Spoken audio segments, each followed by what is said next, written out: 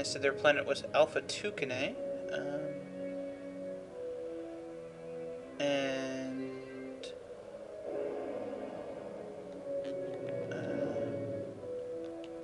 let's just go straight there. I don't know of any other planets along the way. So, alright, oh god, we're here, and look who beat us here. Let's dodge them a bit. I don't have to fight a bazillion ur-quans.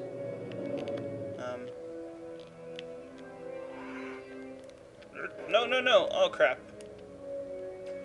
They're chasing me. Alright. Let's see if we can... Oh god, look at how many there are. Let's see if we can get them all onto one planet area. Okay, I missed. Alright, let's try the first planet. Nope, I failed. Alright. I think this one is the main planet. Yeah. Yep, here they are. It is the alien from the Congestus Alliance. Just look at those weapon pods on his ship. We hope that during this visit, we can make clear to your species the benefits of a mutual assistance pact. But we're also armed to the teeth, so don't try stealing our atmosphere or anything sneaky like that. I'd be more worried about the dozen ur-quan ships in orbit.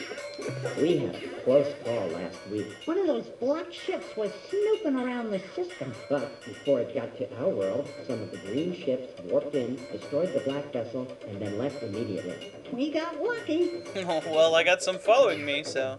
No, we have nothing new to report. Nope, not a thing. Alright, let's get an alliance. How wonderful! We accept! Hooray!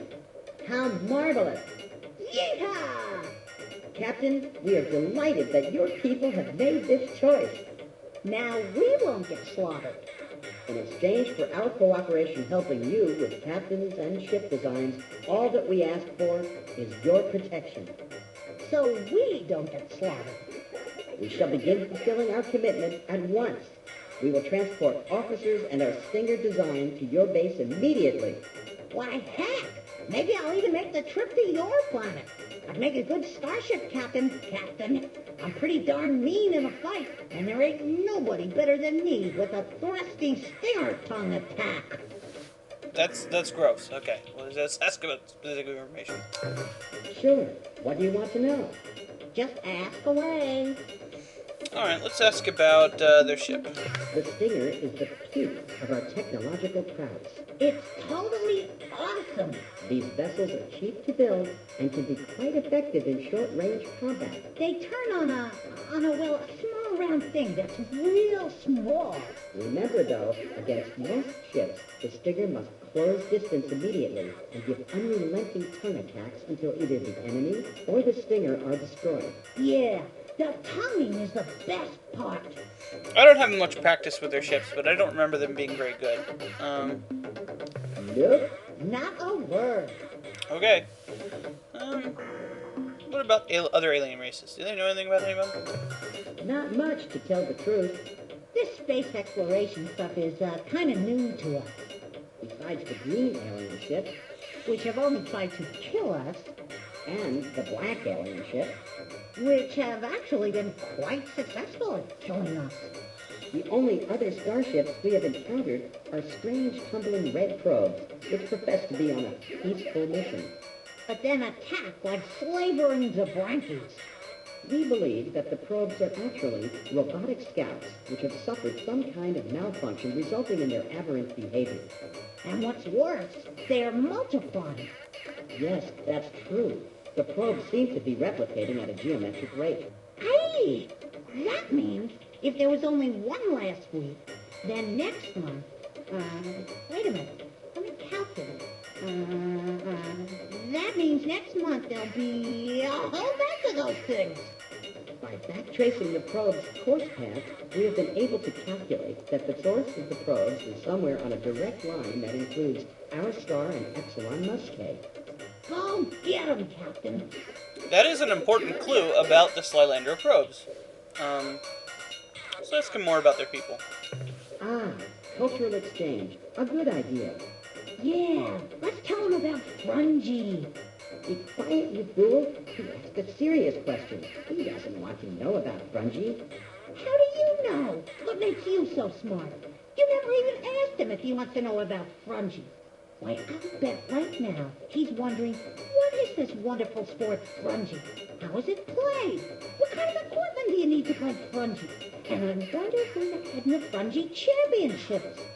Ah, will you shut up about Frungy? If you say another word about that stupid game, I'm going to lose control and blow a cloud of spores at you. Gross. Yeah, okay. Don't blow your stack. I won't mention Frungy again. I promise. Well, Captain, as you can probably see, our culture's predominant trait, its greatest strength and weakness, is the diverse interactions between Zot, Quat, and Thick. Frungy! They're apparently really gross and like blowing spores at each other. Ew. Our past? Quite a broad topic for this short conversation, but we'll share a key piece of our history with you. After we killed off the last of Frankie, we faced an interesting question. Should we proceed and establish a culture which would advance in art, technology, and social sophistication? Or should we just go back into the forest and kick back and enjoy ourselves, knowing that as a Frankie wasn't going to jump out of the bush and eat us? Well, we did go back into the forest. We stayed there for about 5,000 years and had a great time. Then, one stormy day, a Zot, a Fop, and a Pip were walking up a steep path looking for something good to eat when a bolt of lightning struck nearby.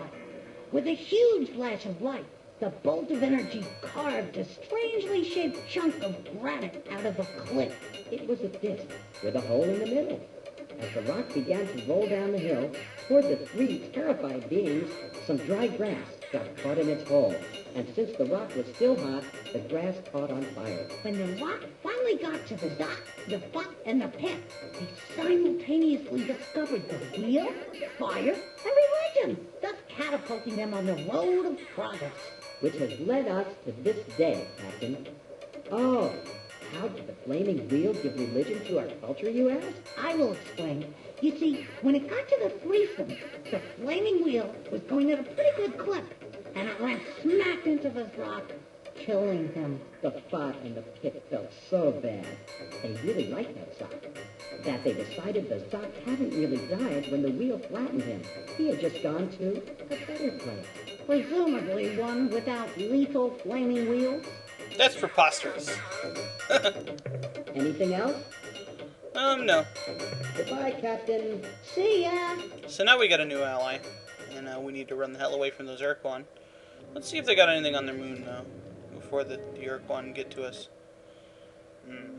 Moons. Oh, gold.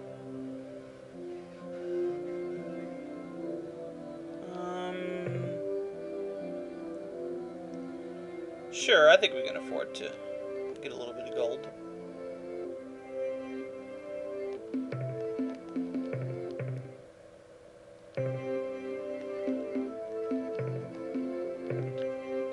Yep.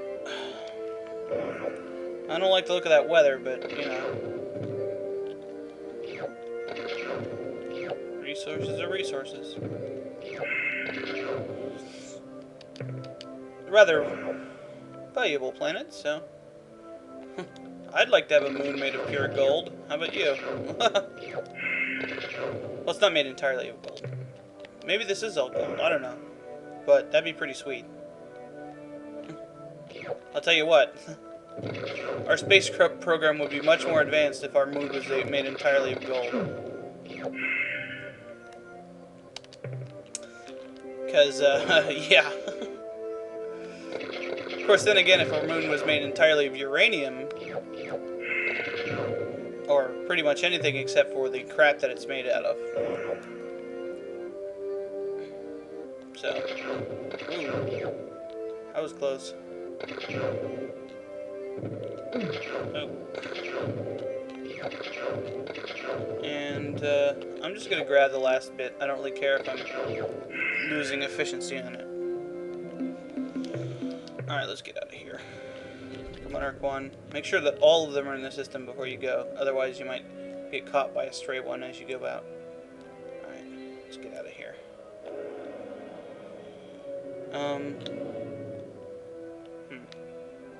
Well, we could take a look at some of these other planets. If I wasn't spinning like a crazed person.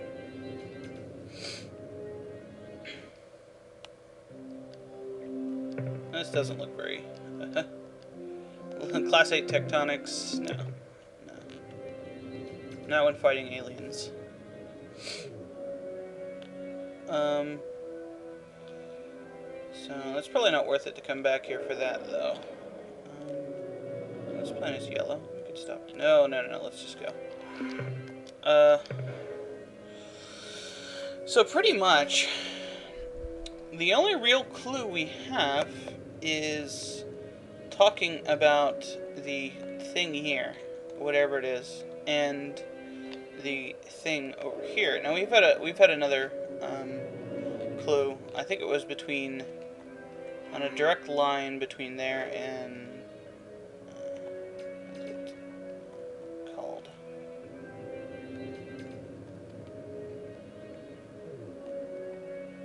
I don't remember what they said, but it's over here somewhere.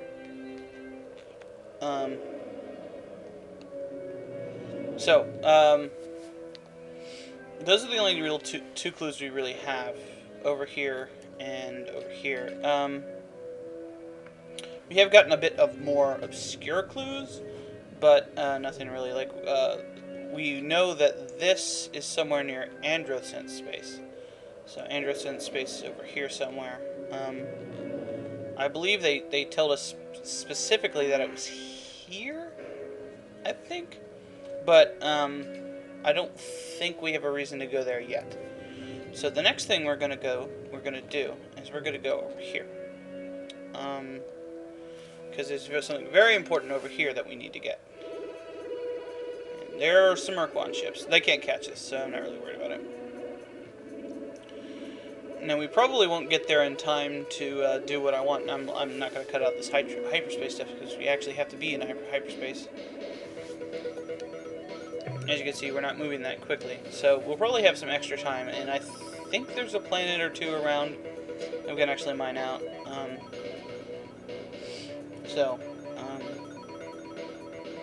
Yeah. Once we get there, I'll decide whether or not we're going to do whatever we're going to do. And then probably it would be a good idea to go back to Earth and refuel.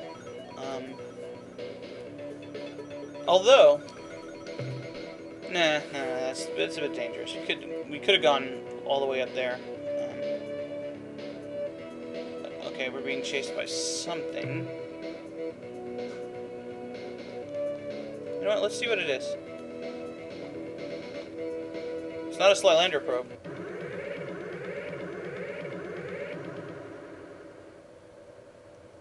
Huh. Well, my belly.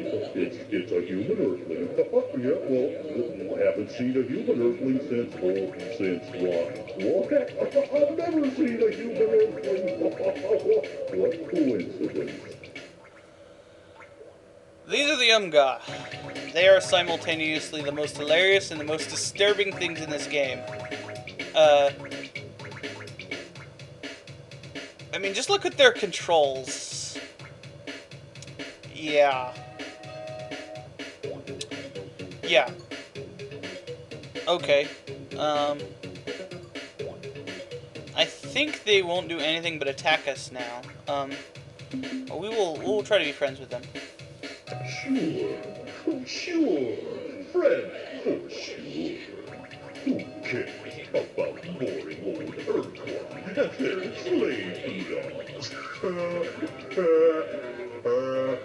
Here we come to say hello to you, friends.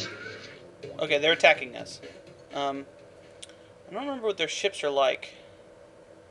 So, I'm gonna use our second Spathy ship. I think we can take care of this. Yeah, we got this.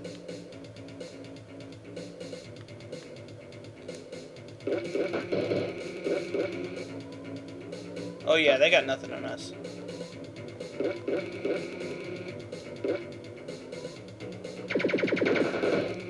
Oh damn.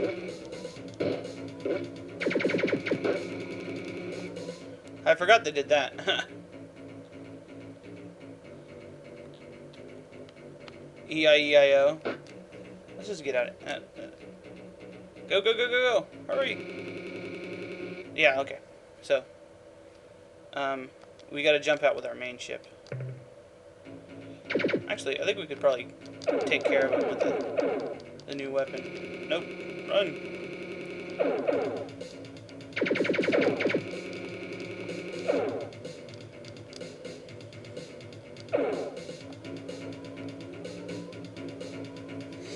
And this is the first time I think I've used this in combat. Stop, stop, stop, stop, stop, stop. Okay. We're gonna get out fine. Yeah. Okay. That cost us 10 fuel though. So. Now on the star map we can see the Umga. So. Let's get going to where we were going. The ships are incredibly slow. They can't catch us.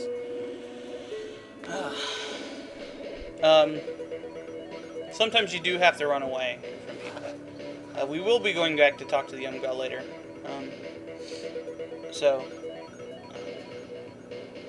That's something we'll have to look at.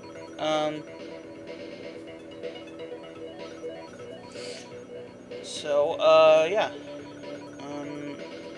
We're probably not going to get there on time. So I think there's a couple of planets around here that would be good to mine. So I'm going to check my notes and I'll be back. Yeah, Beta Chandraskar here has got one we can do. And we should have enough time to get back there before it happens. Yeah. Okay. It doesn't look like there's anything here, so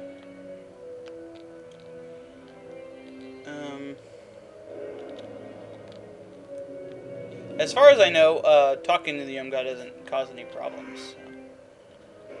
So. Stop. Okay. Quasi-degenerate world. Huh.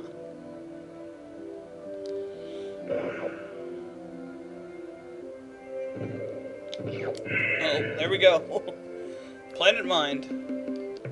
That can't be all that I was looking for, though. Why would I put it in my notes if it was that? Maybe it's the other one. I don't know. Usually it's usually closer stars that have, or closer planets to the star that have the good stuff in them. So maybe that was just what I was thinking.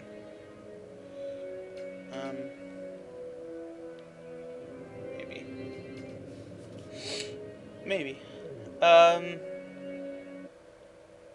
no, here we go. Yeah. And not even any dangerous stuff. So that's good.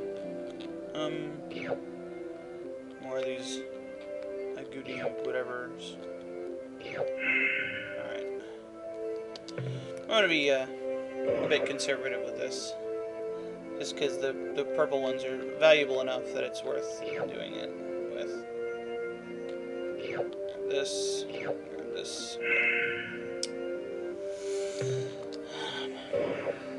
Because, I remember that the upgrades are actually quite expensive, so,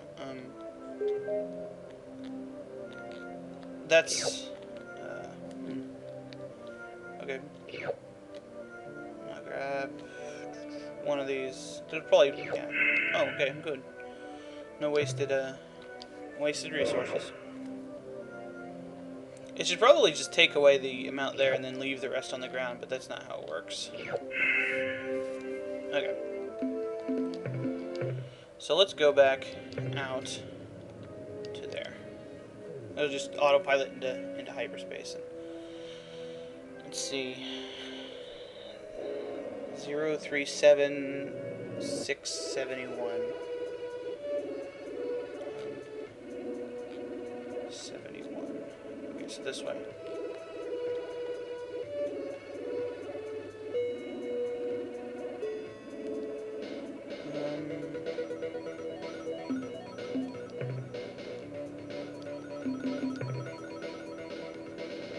this way. Oh, no, that's where that planet is. Okay, 43.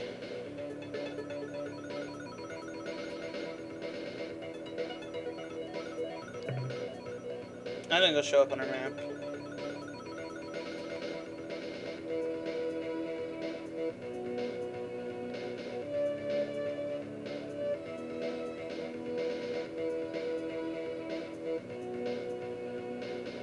Somewhere around here.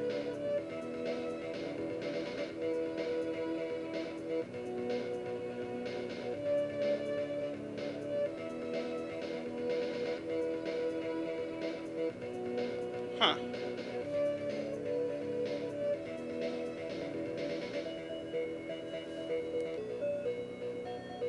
Oh, it's not the day yet. Okay, there it is. There we go. Go into it. Wow. Huh. Weird. This is quasi-space. And our destination is here. As you can see, it doesn't use fuel when we're in quasi-space, but it does have accelerated time. Or just, normal time. I don't know if it's actually accelerated, but we do not use fuel while in quasi-space. And the portals you see in and out, there's only one natural portal that goes in. But when you go out, you go to somewhere else in hyperspace. So it's basically like a shortcut area. And if you're in the area around here, you can do that. Oh, look at that. Ha-ha! Our clever ward has found our nook in time. You are the first brave human. No others have made the trip. This is our home world, Polyalorofili, nestled safe in this true space eddy. The portal you pass through is a rarity, a natural point of interdimensional fatigue. We use these phenomena to speed our transit through the realities. We are wondering, have you met with the Umgar recently? We entrusted an injured talking pet into their care, and we were curious about its progress. Huh. These are the Arilu-Lolile, as you can see here. What? Do they know us? I forget myself. Of course you don't know me. You are from Unzervault, not Earth. We are, however, how shall I say, related. It has been many of your years since I have been to our planet Earth. We are known among your kind by many names, some of them flattering, some of them not. The one we use most often was given to us by the children of the Celts, a wonderful culture. They called us the Arilu-Lolile. More recently, we were part of the Alliance of Three Stars, along with your kind, until we decided to return to our own, how would you say, reality, when it became clear that your people would be safe enough under the ur-quan slave shield. That's kind of dickish of them.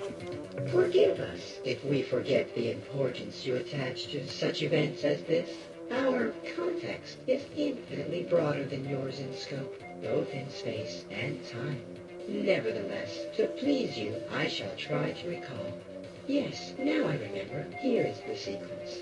The ur-quan fleets have moved through your solar system, and you are defeated. Your people make the choice not to fight with and for the ur-quan. A shield is cast about your world. Your people are now safe. This makes us happy. The Armada departs your star system and moves toward the remaining Alliance members, ourselves, the Cyrene, the Yehat, and their adopted Shofixti. The Yehat and Shofixti withdraw to Delta Gorno, but they do not permit the Cyrene to follow. We are content with the flow of events and leave the area to return here. From our perspective, this sequence of events ends here. Huh. So basically, they left because we lost. They did tell us where the Shofixti and the Yehat are. Soon after the ur-quan defeated the Yehat and imprisoned the Cyrene and Beetlejuice, their siblings arrived to initiate the doctrinal conflict. This battle continues as we speak. So this is probably the first time that we were actually given direct references to where the Cyrene are. Look at that background, that's crazy. Anyway, Oh, that's their ship. I was keep thinking that it's like space. And of course they told us where the Yehat and are. So, and also they bring up a reference to the doctrinal conflict, which we can assume, because of how they were talking, is the fighting between the ur-quan and the black ships. We haven't talked to the ur-quan yet, so we don't really have a chance to do that. I probably should have done that when we were at while we were at the Zotfox area, but I didn't want to fight that many ships. So yeah, what have you been doing on Earth, Arilu? You desire honesty. It is given. We have visited your world for many thousands of years into your species' past. We have changed things, made modifications. That's creepy. Our motives are multiple, our desires complex. Part of what we do on Earth is for your own protection. There are parasites, creatures who dwell beyond. They have names, but you do not know them. They would like to find you, but they are blind to your presence unless you show yourselves. The Androsynths showed themselves, and something noticed them. There are no more Androsynths now, only ores. That sounds creepy. Please go on. I wonder what they mean. No. In a way, ignorance is your armor, your best protection. They cannot see you now. They cannot smell you. Much of our work with your people involved making you invisible, changing your smell. If I tell you more, you will look where you could never look before. And while you are looking, you can and will be seen. You do not want to be seen. That's rather Lovecraftian there. We'll find out what he means later. As you know, we live in a dimension adjacent to hyperspace, which we call quasi-space. Our ships move between these dimensions through weaknesses in the interdimensional fabric. Although many such weaknesses, or portals, exist which lead from our dimension, quasi-space, to various locations in hyperspace, there is only one naturally occurring portal, which will transport a ship from hyperspace to quasi-space. We therefore find it convenient to generate our own portals artificially, with focused dimensional fatigue rays. As a sign of our long-standing relationship with your species, we would happily fit your vessel with a portal spawner of its own. But your ship is so massive, our units would be ineffective. However, we suspect you may find a sufficiently powerful warp pod, a key element in a portal spawner, in the wreck of the ur-quan dreadnought on the 7th world at Alpha Dobonis. Bring that warp pod back here, and we will prepare a portal spawner for your vessel. Well, that's awesome. Let's ask about the talking pet. We are an endlessly curious species, and we spend much of our time on, how should I say, reconnaissance missions. During one such trip, we witnessed the crash landing of an ur-quan dreadnought on the surface of Alpha Dobonis 7. Normally, when an ur-quan vessel is disabled, it automatically engages self-annihilation circuits to prevent other species from learning the ur-quan's technological secrets. In this case, however, these circuits must have failed. The dreadnought did not disintegrate on impact. We landed to explore the wreckage, and were amazed to find a survivor, a talking pet. As you may know, the ur-quan use these non-sentient creatures for the task of interspecies translation, a task the ur-quan find ultimately demeaning. The talking pet was severely injured, and we did what we could for the poor creature. But it grew clear that without superior measures, the talking pet would die. We turned to the Unga, whom we have known for many centuries. Their bioscience skills are far superior to our own. The Unga promised to do what they could and let us know how the pet fared. We have not heard from the Unga since. Perhaps, if you are traveling through their stars, you could ask them for us. Huh. Okay. Why do we have the option of killing them? I don't know. I don't think we can complete the game if we do that. Let's ask about the portal spawner thing. Certainly. As a sign of our long-standing friendship with your species, we would be happy to fit allowing you to jump from place to... We would be happy to fit your vessel with a portal spawner, allowing you to jump from place to place in hyperspace without traveling the intervening distance. However, your ship is so massive, our normal warp pod units are insufficient. But you will find a sufficiently powerful warp pod in the wreck of the ur-quan dreadnought on Alpha Pavonis 7. Bring that warp pod back here, and we will prepare a portal spawner for your vessel. Oh, there we go. Goodbye, clever child. The Arilu are really creepy. Okay, so, one of the things...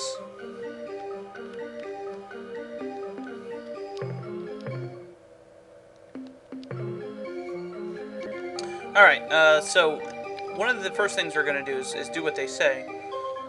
So we need to go to, I think, here? Yeah. And basically do what they said and go to Alpha Pavonis 7 and go get the Dreadnought thingy. That way, we will have much less problems in terms of fuel usage. So basically, it makes the game a lot easier from a logistics perspective. Okay, so now we're all the way over here. Well, actually, we're pretty much in the same place. Bonus.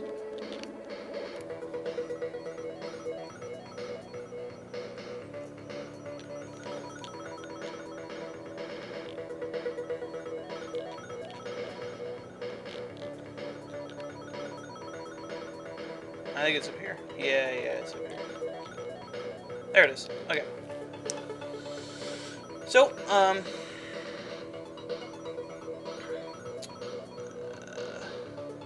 that's what we're doing, and we're being chased by something. I don't know what's out here. It's probably probes.